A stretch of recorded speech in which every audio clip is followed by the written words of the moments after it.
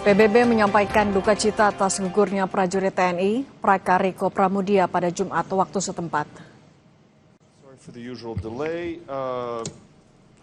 Juru bicara Sekjen PBB mengatakan Riko meninggal dunia akibat luka berat yang dialami akibat ledakan proyektil di pangkalannya di Arkit Al-Qusair, Lebanon pada 29 Maret.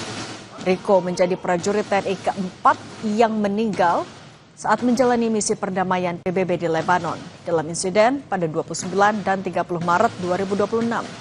Atas peristiwa bertubi-tubi, PBB telah meminta agar kasus ini diselidiki dan menindaklanjuti guna membawa para pelaku ke hadapan hukum. Serangan terhadap penjaga perdamaian PBB dikategorikan sebagai kejahatan perang oleh hukum internasional. We're deeply saddened to learn of the death of yet another Blue Helmet. He died earlier today. The Secretary General expresses his deepest condolences to the families, friends, and colleagues of 31-year-old Corporal Riko Pramudia of Indonesia, as well to the government and people of his country. Corporal Pramudia succumbed to his wounds sustained in an incident that took place on March 29th, able to bring in as much oil as we can. We are bringing in some fuel. Our colleagues at UNOPS are responsible for it, and they're doing a good job, but we need more to be brought in. We've requested that the relevant parties ensure these cases are investigated and, where appropriate, prosecuted by national authorities in order to bring the perpetrators to justice and ensure accountability. Attacks against UN peacekeepers may constitute war crimes under international law. Pemerintah menyampaikan duka cita atas gugurnya prajurit Indonesia di UNIFIL, Praka Riko Pramudia. Pemerintah berkoordinasi dengan UNIFIL untuk memastikan pemulangan jenazah dilakukan dengan segera dan penuh penghormatan. Menurut Kementerian Luar Negeri, Praka Riko gugur setelah dirawat intensif di Beirut, Lebanon. Namun luka berat akibat ledakan artileri dari tank Israel membuat Praka Riko tidak terselamatkan.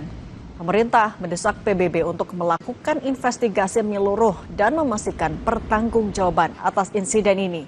Indonesia juga berkoordinasi dengan PBB dan negara penyumbang pasukan perdamaian untuk mengevaluasi keamanan para personel.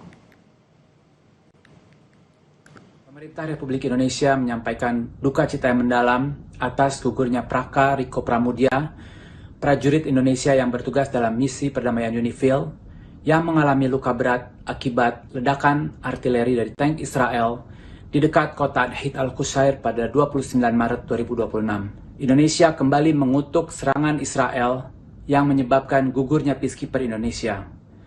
Serangan terhadap pasukan perdamaian PBB merupakan pelanggaran serius terhadap hukum internasional dan dapat dikategorikan sebagai kejahatan perang. Pemerintah Indonesia juga kembali mendesak PBB untuk melakukan investigasi yang menyeluruh, transparan, dan akuntabel untuk mengungkapkan seluruh fakta dan memastikan pertanggungjawaban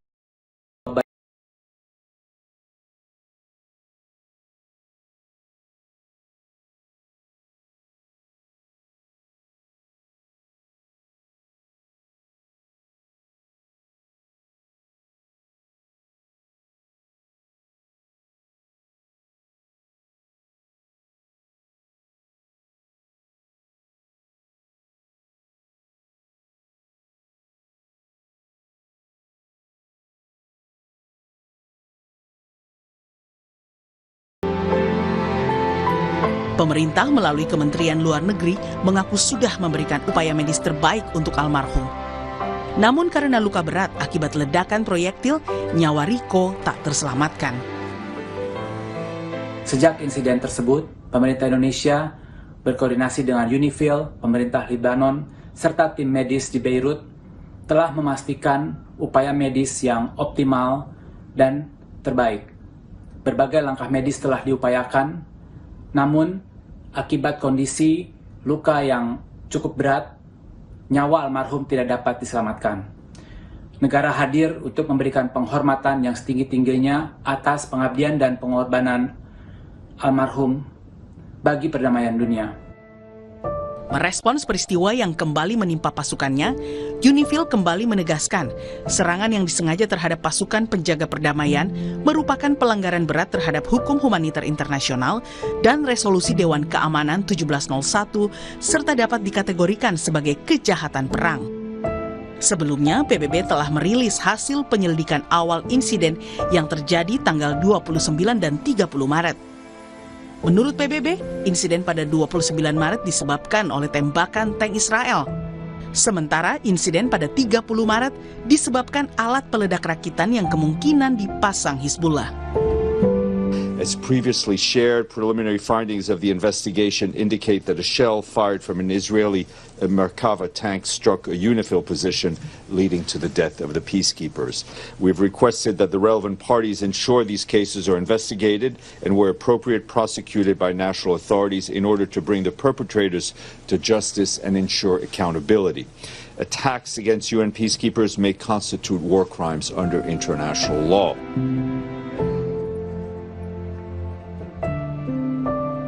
Dengan wafatnya Riko, jumlah personel Indonesia yang gugur dalam rangkaian konflik di Lebanon bertambah menjadi 4 orang.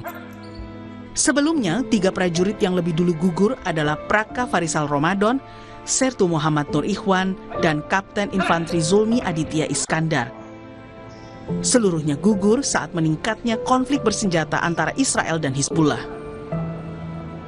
Meski pemerintah Indonesia sudah mendesak PBB melakukan investigasi menyeluruh dan akuntabel atas insiden tersebut, keputusan negara untuk tetap mengirim TNI ke wilayah konflik dinilai sebagian pihak perlu dipertimbangkan kembali. Tim Liputan Kompas TV.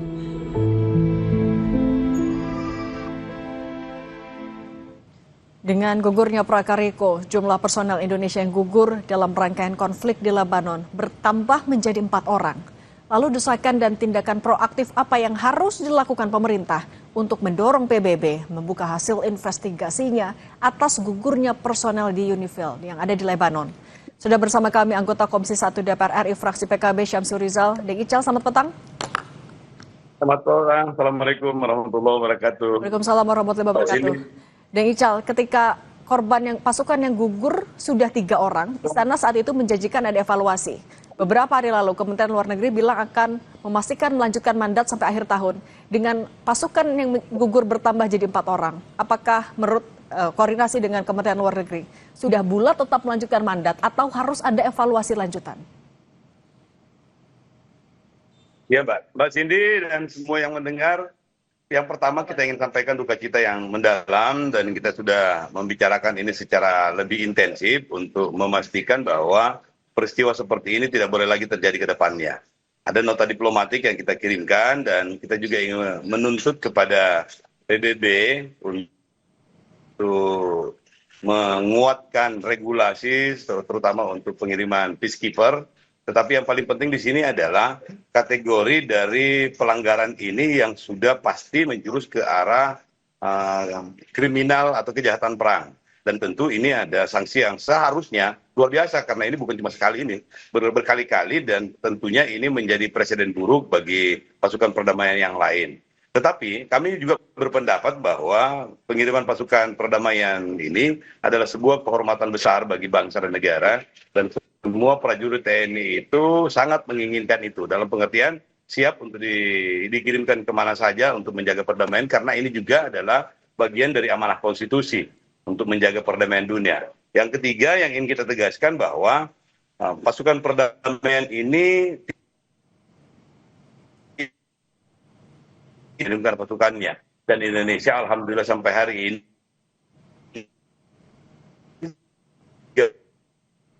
Ical, kami coba sambungkan lagi dengan anggota Komisi 1 DPR RI fraksi PKB Syamsur Rizal. Ical? Ya Mbak. Oke. Ical, ya, tapi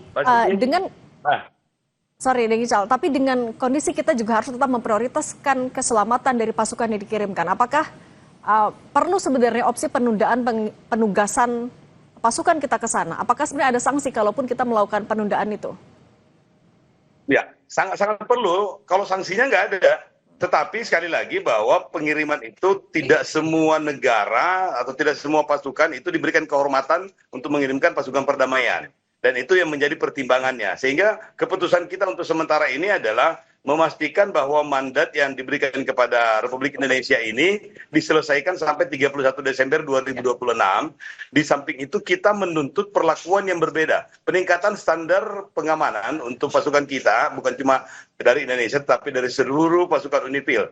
Yang kedua yang kita minta adalah bahwa PBB ini mengambil inisiatif untuk segera melaporkan, termasuk Indonesia juga, untuk melaporkan kepada majelis atau International Criminal Court di Den Haag. Bahkan kita juga minta untuk dilaporkan di International Court of Justice, karena ini adalah sebuah pelanggaran berat dalam konteks hukum humaniter internasional. Sehingga kedepannya PBB dan lembaga-lembaga multinasional lainnya perlu untuk meninggalkan rule of engagement dalam pengertian harus ada standar yang lebih jelas dan sanksi yang lebih keras terhadap negara-negara pelanggar dari komitmen-komitmen dan aturan-aturan termasuk di resolusi 1701 di Lebanon.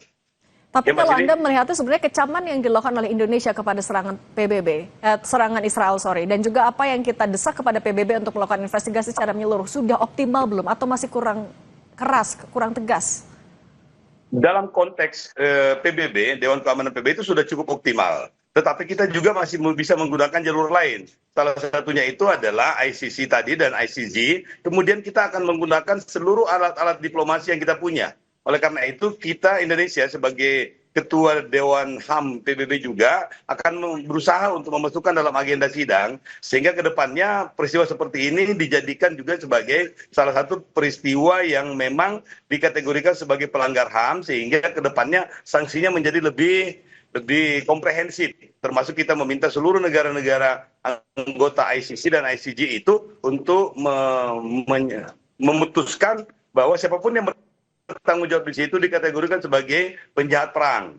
Jadi Netanyahu sendiri sudah diputuskan untuk menjadi penjahat perang dan itu berlaku di semua negara ICC. Jadi kedepannya kita mendorong supaya ICC dan ICG ini lebih proaktif untuk menjalankan sanksi terhadap apa yang sudah diputuskan, bahkan kalau memungkinkan menjalin komunikasi dengan lembaga-lembaga transnasional lainnya, diantaranya juga Interpol, sehingga setiap pelanggar HAM atau pelanggar kejahatan perang itu mendapatkan sanksi di semua negara anggota Interpol ke depannya. Kita minta supaya nota diplomasi Indonesia itu bergerak ke arah sana. Oke, kalau itu yang bisa kita lakukan ke pihak luar. Tapi kalau untuk penguatan regulasi yang sempat Anda singgung, penguatan regulasi untuk mencegah kejadian serupa terulang lagi, apa yang bisa kita lakukan di dalam negerinya?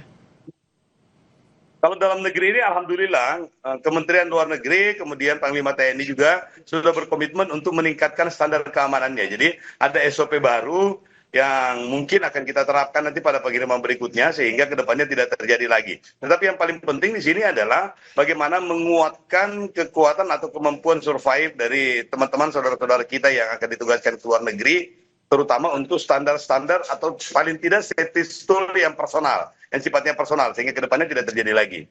Iya. Oke. Syamsur Rizal, anggota Komisi 1 DPR RI fraksi PKB, terima kasih sudah berbagi bersama kami di Kompas Petang. Terima kasih banyak, Mas Indi. Salam hormat. Assalamualaikum warahmatullahi wabarakatuh. Waalaikumsalam warahmatullahi wabarakatuh.